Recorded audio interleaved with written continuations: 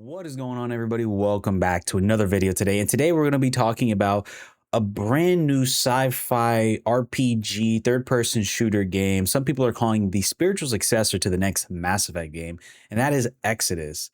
This game is getting so much hype right now. It's supposed to be coming out in 2027. It is being made by Architect Entertainment, the original writers and directors of Mass Effect 1, 2, and 3, and are building this to kind of capture that classic space opera epic that we've been missing since Mass Effect's been gone. But not just Mass Effect that some of these people have been a part of. They've just been a part of BioWare in general, with the likes of KOTOR, KOTOR 2, as well as all the Dragon Age games as well, not considering the most recent ones. But during that peak BioWare era in the 2000s to like early 2010s. So like I said, this game is slated for 2027, early 2027 that is, and it's going to be on all consoles. The devs laid out a massive 2026 roadmap leading out to this potential release date that we don't quite know yet, but at least we're expecting it's going to be around there, with extended gameplay, story insights, just a bunch of different things to kind of help prepare people for this game. And quite honestly, they're actually providing a lot more information than I would have guessed. So to dive a little bit into the story is 4,000 years into this very like not so bright future. Humanity has fled a dying Earth in Ark ships thousands of years ago and arrived in the Centauri cluster. The humans that arrived first evolved over a millennium into terrifying godlike post-humans called Celestials.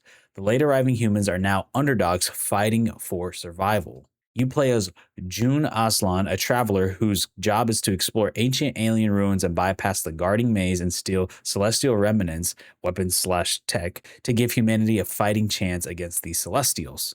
The core mechanic of this game and kind of what they've been telling a lot of people what the general premise of what this game is going to be, it's going to be all about time dilation. Now, if you're familiar with time dilation or not familiar with it, if you've ever watched the movie Interstellar, Interstellar goes very, very deep into the concept and the idea of time dilation.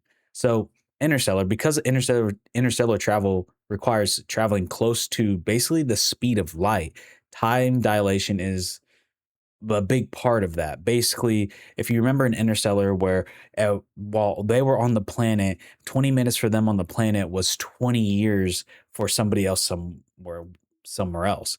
And I don't know if you ever remember, like in stories in school and things that they always told me, that they say if you look up into the stars, we're actually looking into the past because of the way light travels. We're so far away that the time doesn't necessarily match up with what we're seeing in the sky. So that general concept, and I'm kind of interested to see more sci-fi kind of take this time dilation piece into effect, because quite honestly, we've outside of Interstellar, which granted that is a core part of what makes that movie so interesting and so unique on a sci-fi level. It's kind of cool to see this game kind of take that same sort of mechanic.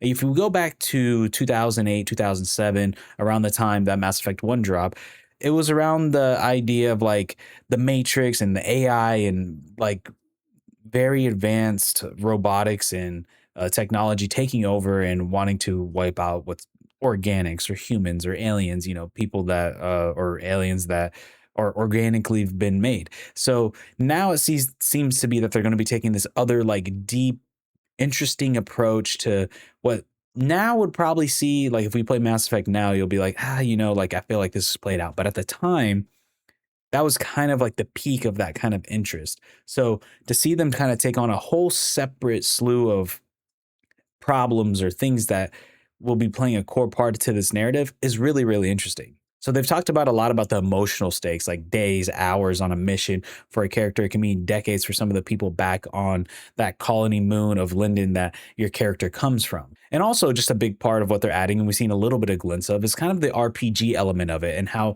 your choices don't just affect the next mission, they affect generations of people as well, which is really cool because generally in a lot of these RPGs, they're a little bit smaller in scope because you don't have that time aspect of it. So you don't really see the large scale outcome of your choices. So having this time part and implemented into a game like this, it really makes things super interesting in terms of the effects that you can have on the world as a whole. So like you could leave a companion behind, you can go on a raid, and then you can come back and see that their children are now leading the colony, and you're dealing with the fallout of whatever you might have done to that specific companion, which could be really, really cool and can add to a whole level of different types of gameplays and loops that you can do barring that the writers get it right and we can activate tons of different ways to play this game and change the story in any little way that we might feel that we want to, right? To make the gameplay a little bit more refreshing, replayable.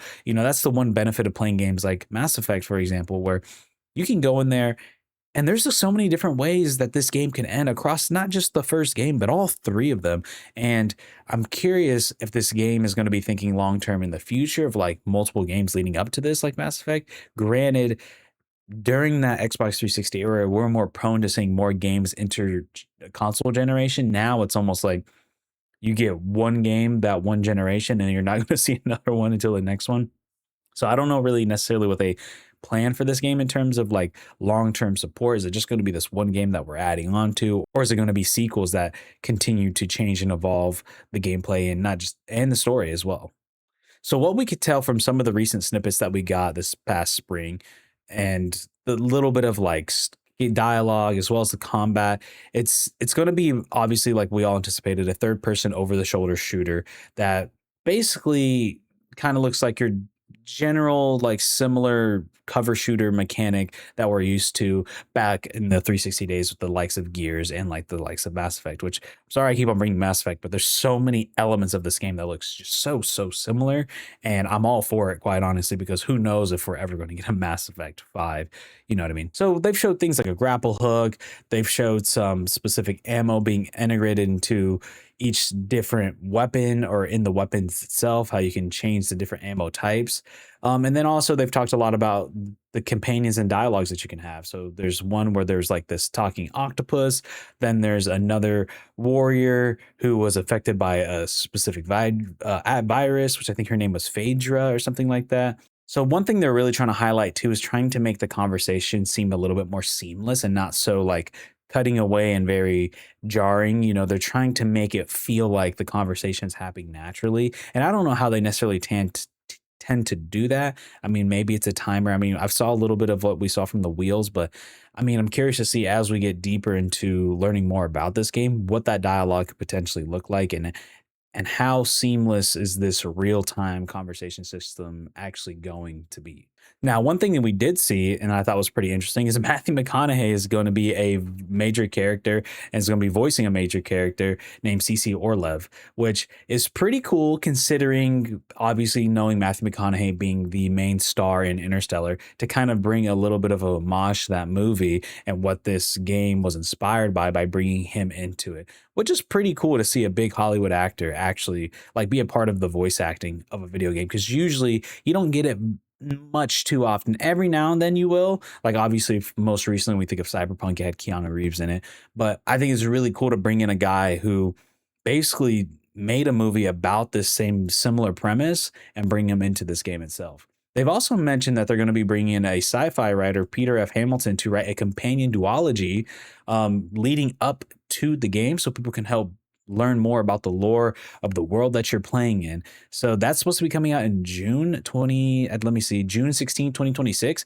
So that's actually kind of interesting to kind of flesh out all those years of lore, potentially thousands of years of lore before the game drops so people can start like preparing and understanding and maybe hit a little deeper and you can kind of hit those deep cuts with some of the people who actually read the story or understand the world before actually heading into it.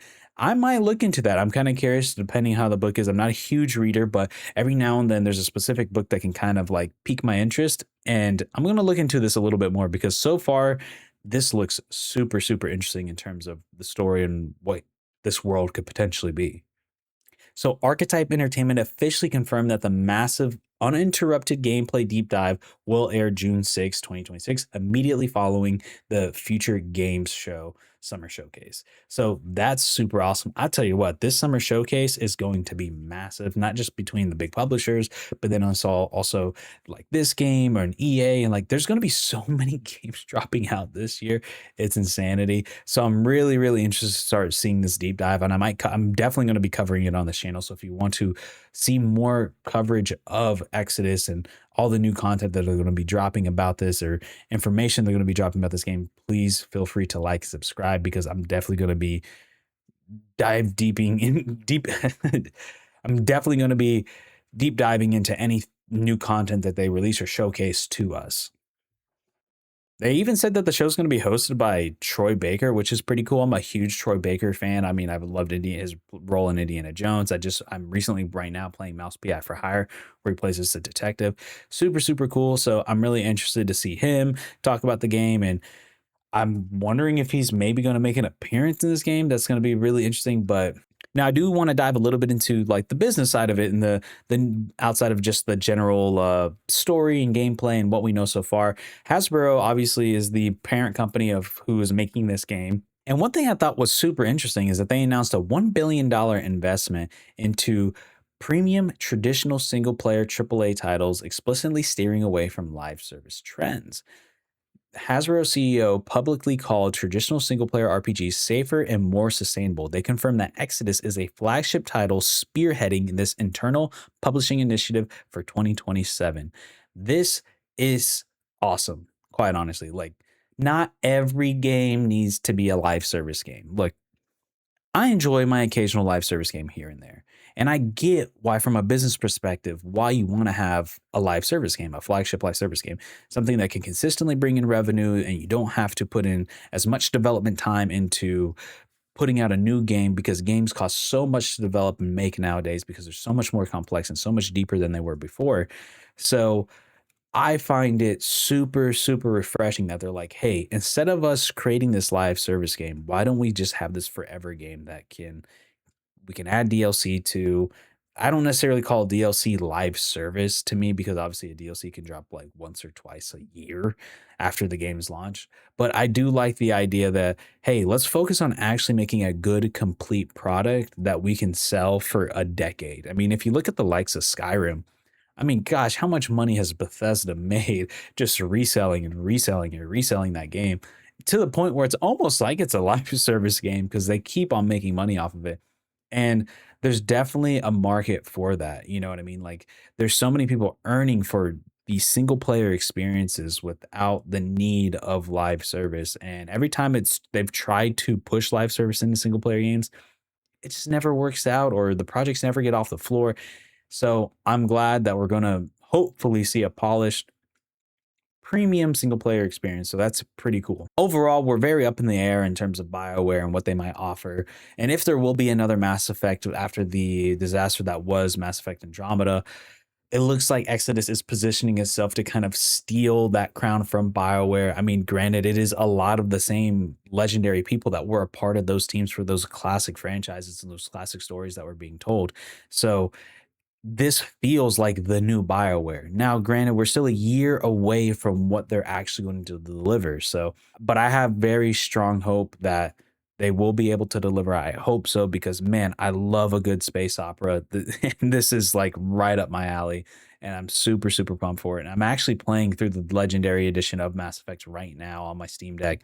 So that's pretty cool. And if you want to see my thoughts and my opinions on each one of the Mass Effect games, go check out my secondary channel, Nostalgic Pixels, where I kind of go through and play a lot of old games that I've never played before and playing them for the first time. So right now I'm actually like towards the end of Mass Effect 2 right now, and I'm enjoying it and loving it.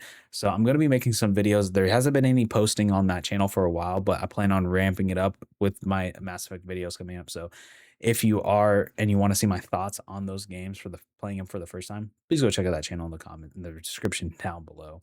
But anyways, let me know what you guys think so far of Exodus.